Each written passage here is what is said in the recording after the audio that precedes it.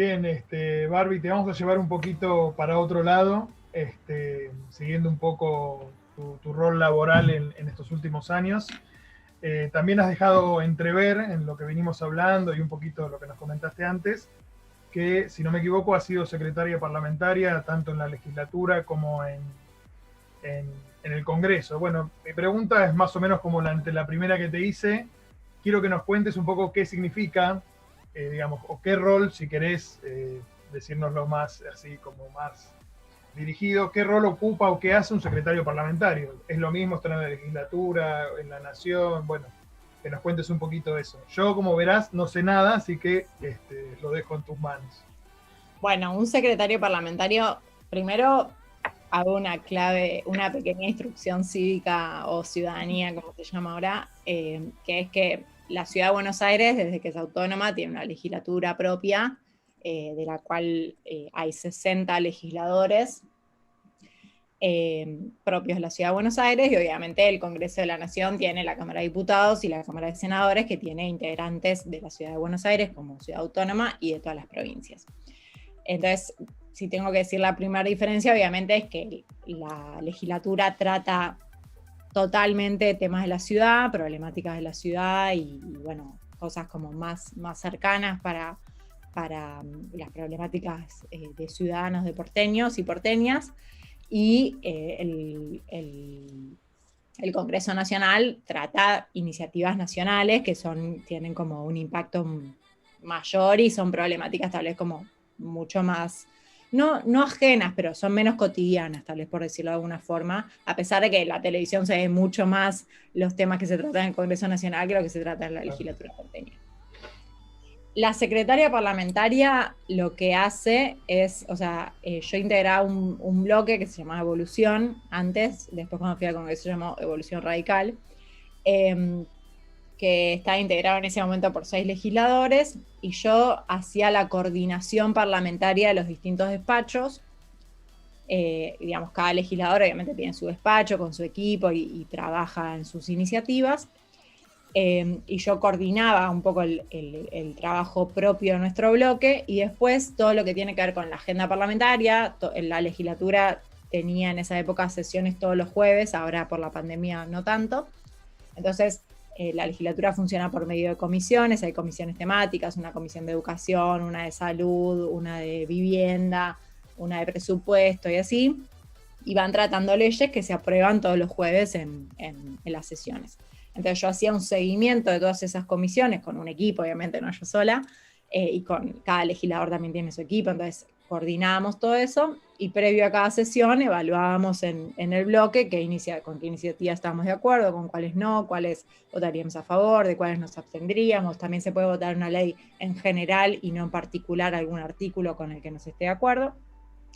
Eso en relación al trabajo de la legislatura. Después fui a laburar al Congreso de la Nación, que hacía lo mismo, pero un bloque más chiquito, éramos tres diputados y diputadas, y bueno, y ahí hacía ese mismo trabajo. Pasa que el Congreso, la verdad es que no tiene una agenda de trabajo tan cotidiana como la legislatura. O sea, yo trabajé un año en el Congreso y creo que debo haber tenido 10 sesiones, más o menos.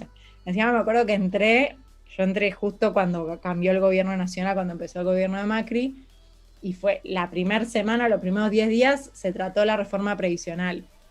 Imagínense que yo ahí entraste con todo, digamos. Entré. De 0 a 100. Todavía no había equipo, no había nada, y era como éramos 2 personas para trabajar el tema de la reforma previsional. Además, las sesiones del Congreso son maratónicas porque duran hasta las 4 de la mañana. La legislatura es como todo, ¿viste? Empieza a las 11, termina a las 3 de la tarde, como todo tranquilo, porque bueno, también tiene una continuidad más periódica. Y el Congreso de repente entró, reforma previsional, cerrado todo, no se podía salir. Me acuerdo que me quedé hasta las 4 de la mañana y después no había cómo volver porque era un quilombo. Y yo dije, uy, ¿dónde me metí? Y después como que fue un año de no tanto trabajo cotidiano.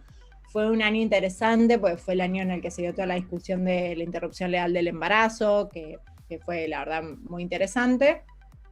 Pero bueno, no había una cotidianidad tan asidua como venía la legislatura. Y después que obviamente el Congreso también, como les dije antes, tiene como una visibilidad mucho mayor en la agenda pública, entonces tal vez en la legislatura pasa eso que decía Pau Gianni, estamos discutiendo el Código de Planeamiento Urbano y todos arrancándose la cabeza por si aumenta la altura en una zona o no, y nadie se entera o sea, como que estás dentro de la legislatura y es el fin del mundo, y afuera nadie tiene idea de que está pasando eso. Y el Congreso al revés, o sea, el Congreso tiene como mucha notoriedad.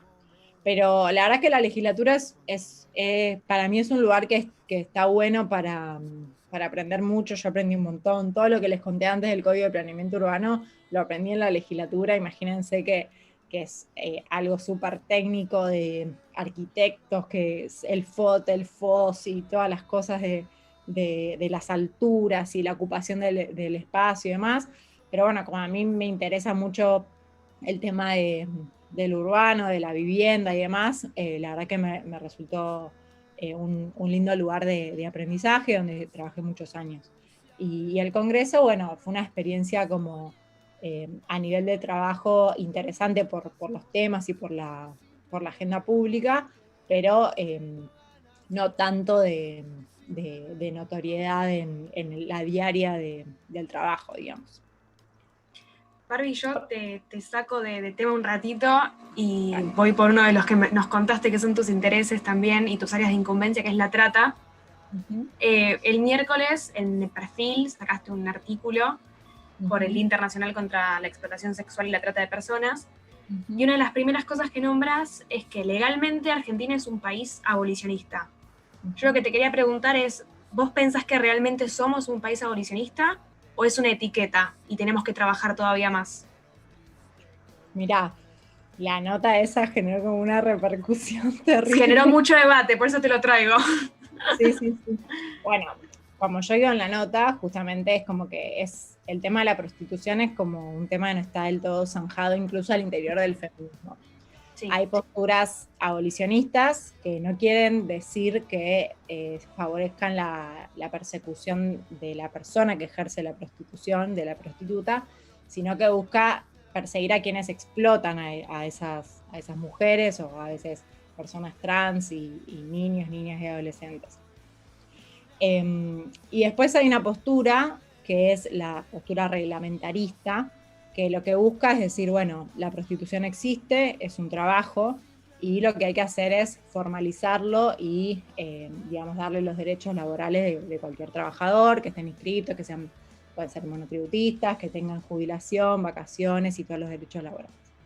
La verdad es que la intención de la nota era justamente plantear que existe este debate, uh-huh, y que es un debate que, como dije, no está zanjado y que necesita escuchar a todas las voces. O sea, si bien yo tengo una postura abolicionista, uh-huh, creo que la situación de todos aquellos que atraviesan una situación de prostitución tiene que ser escuchada para entender la problemática en profundidad, y lo que no tiene que haber es, lamentablemente, lo que produjo un poco la nota, que es descalificaciones de las opiniones de los otros. O sea, yo respeto totalmente a quienes tienen posturas reglamentaristas, y creo que hay que sentarse a hablar, y que lo principal es enfocar en las personas que están en situación de vulnerabilidad, para mi punto de vista, uh-huh, que están en situación de vulnerabilidad y que se ven obligadas a ejercer la prostitución, porque yo creo que nadie que tenga la posibilidad de elegir lo elegiría.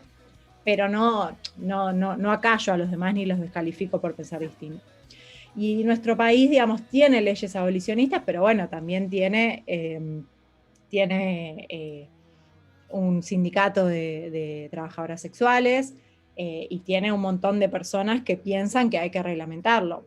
Entonces a mí mi foco es, uh-huh, que la persona que se encuentra en situación de prostitución porque lo desea o porque está obligado, tenga la mayor protección del Estado posible. Entonces, yo creo que nadie lo desea, y por ende hay que garantizar las oportunidades y las políticas públicas que le den a esa persona la posibilidad de salir de esa situación. Uh-huh. Sobre todo porque, como bien vos vinculabas, hay una relación, no digo que sea lo mismo, que es algo que también muchas plantean, pero hay una relación entre la prostitución y la trata de personas. Y justamente les hacía referencia antes a la iniciativa parlamentaria que tiene la Defensoría del Pueblo, y nosotros presentamos justamente para el Día de Combate contra la Trata una iniciativa que es para generar un subsidio económico para las personas que son rescatadas de la trata. ¿Por qué? Porque por lo general, como ustedes saben, la trata significa el tráfico de las personas con distintos fines. Uno es la explotación sexual, pero no es el único fin. Hay también explotación laboral, muchísima, y hay también otros fines, pornografía infantil, incluso hay algunos casos de tráfico de órganos y demás. Por lo general, las personas que son tratadas son trasladadas de su lugar de origen, engañadas, obligadas, y cuando son rescatadas de la trata se encuentran en situaciones de total indefensión, o sea, no tienen recursos, no tienen red de vínculos porque justamente, como les dije, las trasladan. No tienen trabajo, muchas estuvieron sometidas a violencia física y psicológica, a situaciones de consumo problemático de sustancias, y obligadas, digamos, no porque ellas lo consuman. Entonces de repente vos la sacás de esa red de trata y no como Estado, o sea, la protegés, pero les cuento el caso de la Ciudad de Buenos Aires. Muchas veces las víctimas de trata reciben un subsidio, que es el subsidio habitacional que existe en la Ciudad de Buenos Aires, que no tiene que ver con la problemática de la persona que estaba en situación de trata. Entonces, justamente el proyecto lo que buscaba es aquellas víctimas que sean rescatadas tengan un subsidio que les garantice su inserción laboral durante un periodo de tiempo para justamente salir. Y además, para también la persona que fue tratada es un eslabón fundamental para descalabrar la red de trata, porque es la que tiene mucha información. Vos imaginate que estuviste durante años encerrada en un prostíbulo, que te estuvieron prostituyendo, salís, no tenés casa, no tenés plata, no tenés trabajo, no tenés nada, y encima te quieren hacer denunciar a la persona que te estuvo ejerciendo toda esa violencia durante tanto tiempo.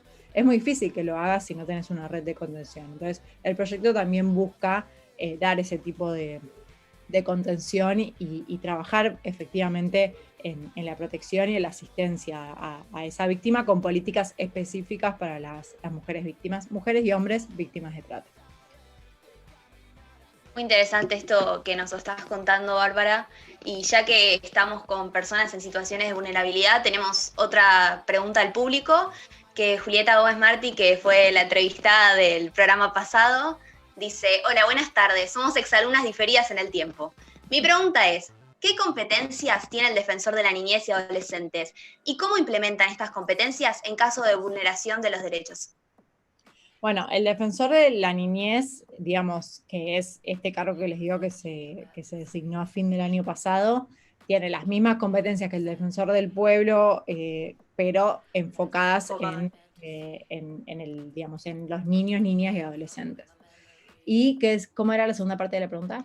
Sí, ¿cómo implementan esas competencias en caso de vulneración de derechos? Bueno, o sea, la verdad es que lo digo para el caso de la Defensoría nuestra, la del pueblo, que obviamente también tenemos un área de niñez porque la ciudad no tiene un defensor del pueblo, de la niñez, pero nosotros absorbemos obviamente ese colectivo.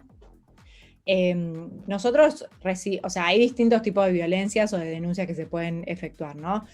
Hace poco se hizo muy conocido ese video que salió de UNICEF, que justamente trabajaba sobre la violencia de los niños en el marco de niños y niñas, en el marco de la pandemia. Entonces, como cualquier denuncia, directamente nosotros absorbemos esa denuncia y la canalizamos muchas veces por medio, en la Ciudad de Buenos Aires, por medio del Consejo de Derechos de Niños, Niñas y Adolescentes para trabajar sobre la problemática. Pero bueno, depende, es como una pregunta medio general porque depende cuál es el tipo de denuncia, claro, que se absorbe. Pero de todas formas, digamos, y la Defensoría de la Niñez a nivel nacional lo mismo, puede impulsar distintos tipos de medidas administrativas y judiciales, actuar de oficio, es decir, anoticiándose una situación, intervenir por medio del organismo del Estado que corresponda o directamente desde la Defensoría. Yo les hago referencia al Consejo de Niños, Niñas y Adolescentes en la ciudad, porque muchas veces se dan situación de vulneración de derechos de los niños en relación a su propio vínculo, o sea, su relación intrafamiliar.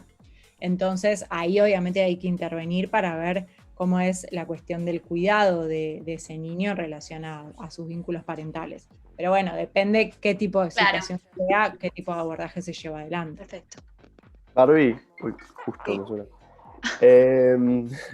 Qué oportuno.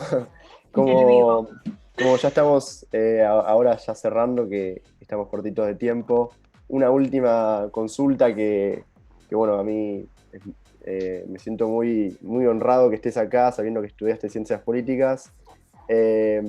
Preguntarte, que es algo que nos inquieta a todos los que estamos estudiando esta carrera, si vos ves en tu trabajo, en el día a día, ¿cómo ves reflejado lo que estudiaste en el día a día? Esa es la pregunta.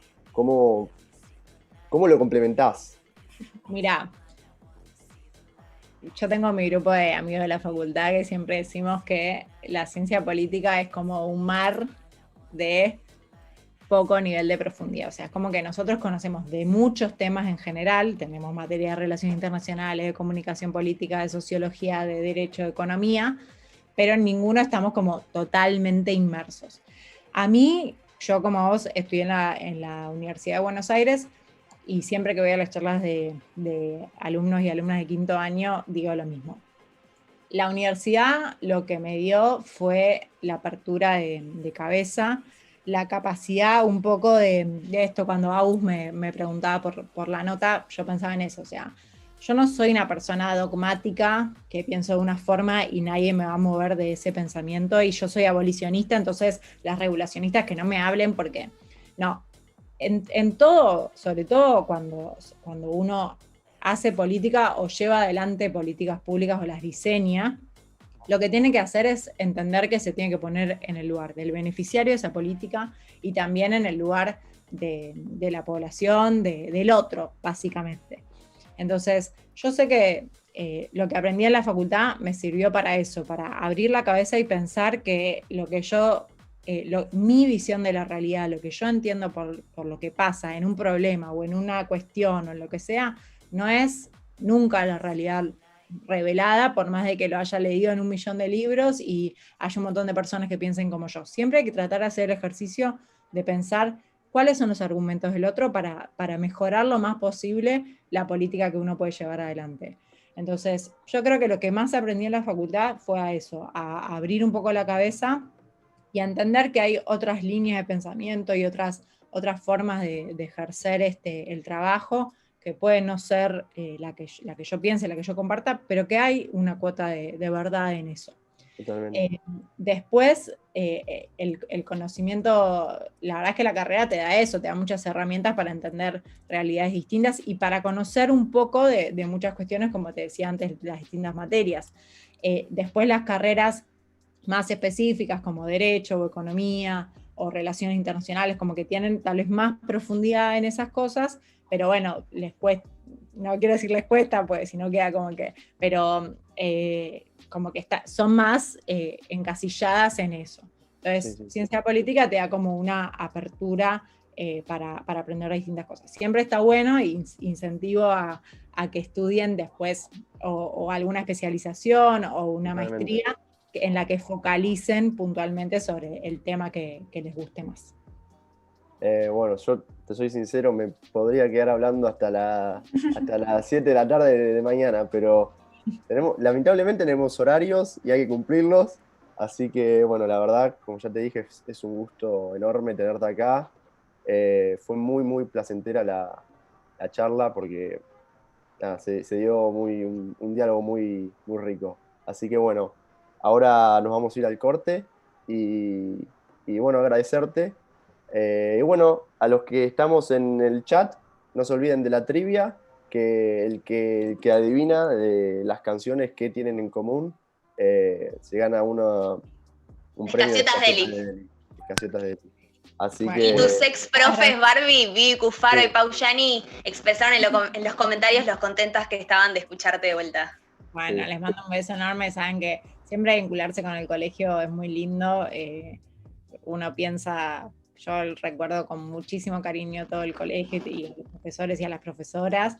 Y la verdad que los felicito porque es súper lindo que tengan este espacio para vincularse con exalumnos y bueno, para mantener el contacto con el colegio, así que los súper felicito a ustedes. Un beso enorme a toda la comunidad del Santa Brígida que nos esté escuchando.